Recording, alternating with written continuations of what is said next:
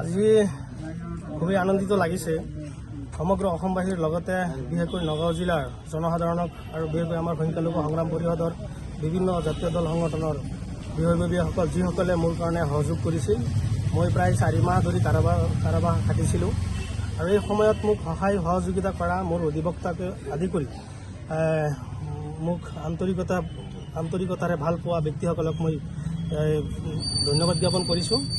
আজি আপোনালোকে নিশ্চয় গম পাইছে, মই যিটো গোচৰত নগাঁও জিলা আৰক্ষী প্ৰশাসনে আক্ৰোশমূলকভাৱে মোক কাৰাগাৰত প্ৰেৰণ কৰিছিল, সেইটো গোচৰ মহামান্য আদালতে তদন্ত ক্ৰমে চালি জাৰি চাই সম্পূৰ্ণভাৱে মোক কৰিছে, মুক্তি দিছে আৰু এইটো নিৰ্দোষী ঘোষণা কৰিছে। মই নগাঁও জিলা আদালত মহামান্য আদালতক মই চিৰকৃতজ্ঞ হৈছোঁ।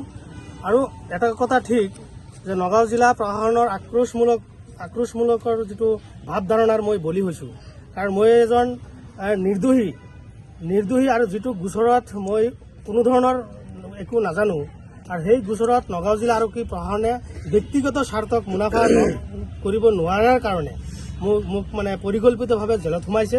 আৰু এই কথাটো সকলোৱে জানে, যিটো বিষয়ত মই সংগঠনৰ বেনাৰত থাকি মই অহৰহভাৱে প্ৰতিবাদ সাব্যস্ত কৰিছিলোঁ, বিশেষকৈ ড্ৰাগছৰ বিৰুদ্ধে। নগাঁও জিলাৰ বিভিন্ন চুকে কোণে গৈ মই এইটোৰ বিৰুদ্ধে প্ৰতিবাদ কৰিছিলোঁ। মানুহখিনিক ড্ৰাগছ আসক্ত যুৱকসকলক মই মূল সুঁতিলৈ ঘূৰাই অনাৰ আপ্ৰাণ চেষ্টা অব্যাহত ৰাখিছিলোঁ। আলিম উলামাৰ জৰিয়তে তওবা কৰাই সেইসকলক ৰিহাব চেণ্টাৰত নি পেলাই চিকিৎসা পৰ্যন্ত কৰিছোঁ। পৰিয়ালৰ বিভিন্ন ধৰণৰ খা খৰচ মই দিছিলোঁ, আৰু যিটো আৰক্ষীয়ে কৰিব লাগিছিল সেইটো কাম আমি সংগঠনে কৰিছোঁ। আৰু যিটো বস্তু মই এতিয়ালৈকে জীৱনত দেখা নাই, আচৰিত কথা, জীৱনত স্বচক্ষে দেখা নাই, কেৱল টিভিত আমি দেখিছোঁ।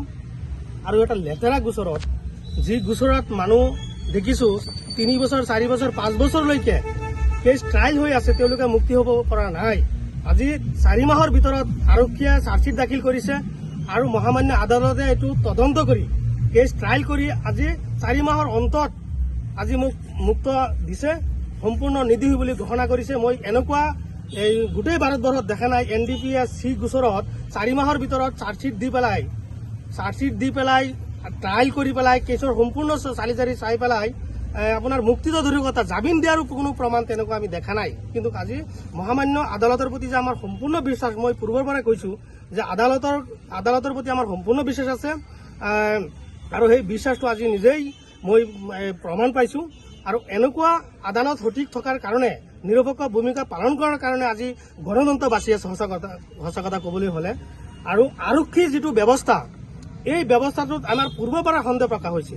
আৰক্ষীৰ ব্যক্তিগত স্বাৰ্থক যেতিয়া আদায় নহ'ব, আৰু সেই আদায় নথকাৰ সুযোগত কোনোবা ব্যক্তিসকলৰ আখেজত আৰক্ষীয়ে কি কৰে, বিনা অপৰাধী মানুহখিনিক জেলত প্ৰেৰণ কৰে।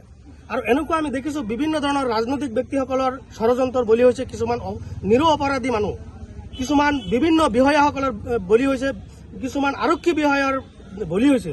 আজি নগাঁও জিলা আৰক্ষী প্ৰশাসনক মই ধিক্ষাৰ জনাইছোঁ আৰু গৰিহা জনাইছোঁ। আজি 4 মাহ যে মোক জেল খটাই মোৰ জীৱনৰ পৰা কিছু মোৰ মৌলিক অধিকাৰ কাঢ়ি লৈ গ'ল, এই ক্ষতিপূৰণটো আৰক্ষীয়ে দিব জানো? নিশ্চয় নিদিয়ে। গতিকে অসমৰ মাননীয় মুখ্যমন্ত্ৰী ডাঙৰীয়াক আমি আহ্বান জনাইছোঁ যে আপুনি যিহেতু গৃহ বিভাগৰ দায়িত্বত আছে, যে নগাঁও জিলাত গৃহ বিভাগে বা আৰক্ষীৰ প্ৰশাসনে সঁচা অৰ্থত ক'বলৈ গ'লে নিৰপেক্ষ ভূমিকা পালন কৰা নাই। সম্পূৰ্ণভাৱে ব্যক্তিগত স্বাৰ্থকৰ কাৰণে বিভিন্ন ধৰণৰ নিৰ্দোষী ব্যক্তিসকলক আজি জেলত প্ৰেৰণ কৰি তেওঁলোকৰ জীৱন ভৱিষ্যত বৰবাদ কৰি আহিছে, মই নিজে চকুৰে দেখিছোঁ। গতিকে আৰক্ষী প্ৰশাসনকো মই আহ্বান জনাইছোঁ যে আপোনালোকে কেৱল নিজৰ স্বাৰ্থকৰ কাৰণে আপোনালোকৰ যিটো দায়িত্ব পাহৰি গৈ পেলাই কাৰোবাৰ জীৱন নষ্ট নকৰিবলৈ মই আহ্বান জনাইছোঁ।